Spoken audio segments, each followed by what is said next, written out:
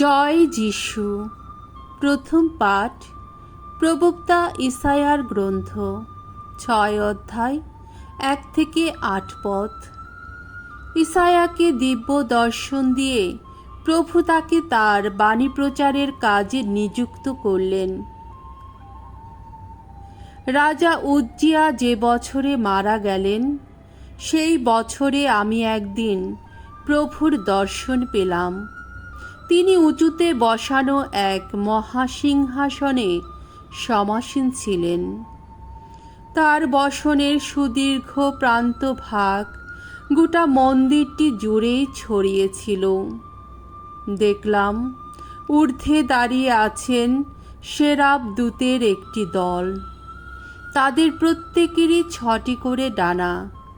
২টি ডানা দিয়ে তারা নিজেদের মুখ ঢেকে রেখেছেন, অন্য ২টি ডানা দিয়ে নিজেদের পা ঢেকে রেখেছেন, আর অন্য ২টি ডানা ওড়ার ভঙ্গিতেই ছড়ানো রয়েছে। দীপ্ত কণ্ঠে পরস্পরকে বলছেন তারা, পুণ্য পুণ্য পুণ্য বিশ্বপতি ভগবান, সারা পৃথিবী জুড়েই তার মহিমা প্রকাশ। তাদের এই দীপ্ত কণ্ঠস্বরে মন্দিরের প্রবেশদ্বারের ভিত কেঁপে কেঁপে উঠছিল তখন। সেই সঙ্গে মন্দিরটিও ভরে উঠেছিল ধোঁয়ায়। আর আমি তখন বলে উঠলাম, হায় রে আমি, আমার বুঝি সর্বনাশ হলো। অশুচি মুখ মানুষ আমি, আবার বাস করি অশুচি মুখ এক জাতিরই মাঝখানে। আর সেই আমি কিনা নিজের চোখ দিয়ে স্বয়ং রাজা সেই বিশ্বপতি ভগবানকে দেখে ফেললাম।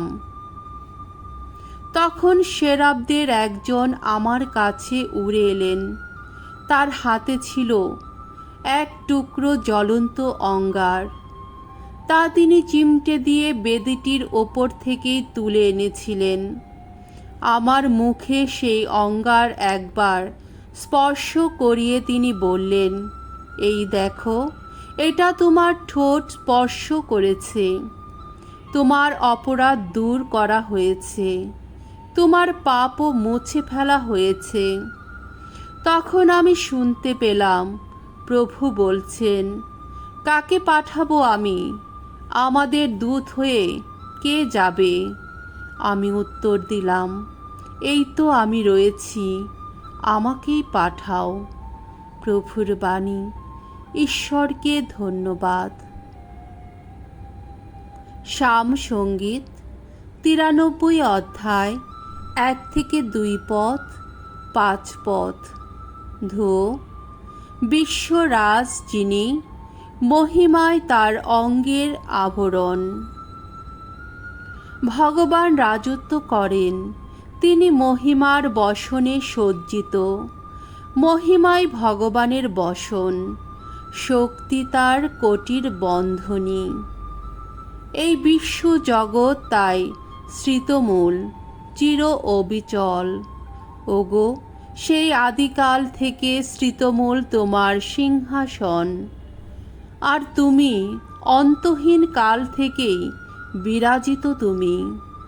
ওগো ভগবান, তোমার প্রতিটি নির্দেশ বাণী সে তো সুনিশ্চিত। পবিত্রতা, সেই তো তোমার গৃহশোভা চিরদিন চিরকাল। বাণী বন্দনা। জয় জয় প্রভুর জয়। খ্রিস্টের শিষ্য বলে তোমরা যদি লাঞ্ছিতই হও, নিজেদের ধন্য মনে করো। জেনে রেখো, তোমাদের ওপর সেই ঐশ্য আত্মা অধিষ্ঠিত আছেন তখন। জয় জয় প্রভুর জয়। মঙ্গল সমাচার। মথি রচিত মঙ্গল সমাচার ১০ অধ্যায় ২৪ থেকে ৩৩ পদ। শত নির্যাতনের মুখেও নির্ভীকভাবে বাণী প্রচার করতে হবে। একদিন যিশু তার প্রেরিতদের বললেন, কোনো শিষ্য কখনো গুরুর চেয়ে বড় হয় না, কোনো দাসও তার প্রভুর চেয়ে বড় হয় না কখনো। শিষ্যের যদি গুরুর মতো অবস্থা হয়, কিংবা দাসের যদি প্রভুর মতোই অবস্থা হয়, তা নিয়ে শিষ্য বা দাসের বরং সন্তুষ্টই হওয়া উচিত। ওরা যখন গৃহস্বামীকে বেলজেবুল বলেছে, তখন তার ঘরের লোকদের ওরা আরও কত কি না বলবে। কাজেই তোমরা ওদের ভয় করো না। এমন কিছুই এখন ঢাকা নেই যা খুলে দেওয়া হবে না, লুকোনো এমন কিছুই নেই যা একদিন জানাজানি হবে না। আমি অন্ধকারে তোমাদের যা কিছু বলি, তোমরা দিনের আলোতেই তা সকলকে বলো।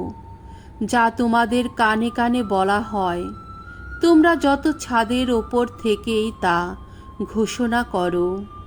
মানুষের দেহটাকে যারা মেরে ফেলে কিন্তু তার আত্মাকে মারতে পারে না, তাদের ভয় করো না তোমরা, বরং ভয় করো তাকেই, যিনি আত্মা আর দেহ দুই নরকে ধ্বংস করতে পারেন।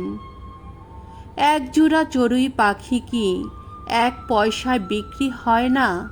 কিন্তু তবুও তোমাদের পরম পিতার অনুমতি ছাড়া তাদের একটিও তো মাটিতে লুটিয়ে পড়ে না। আর তোমরা তোমাদের মাথার প্রতিটি চুলের হিসাবও তো তার কাছে রাখাই আছে। কাজেই ভয় পেও না তোমরা, তোমাদের মূল্য অনেক অনেক চড়ুই পাখির চেয়েও ঢের বেশি। সুতরাং মানুষের সামনে যে কেউ স্বীকার করবে সে আমারই একজন, আমিও তাকে স্বর্গে বিরাজমান আমার পিতার সামনে আমারই একজন বলে স্বীকার করব। কিন্তু মানুষের সামনে যে কেউ অস্বীকার করবে সে আমারই একজন, স্বর্গে বিরাজমান আমার পিতার সামনে আমিও তাকে নিজের একজন বলে অস্বীকার করব।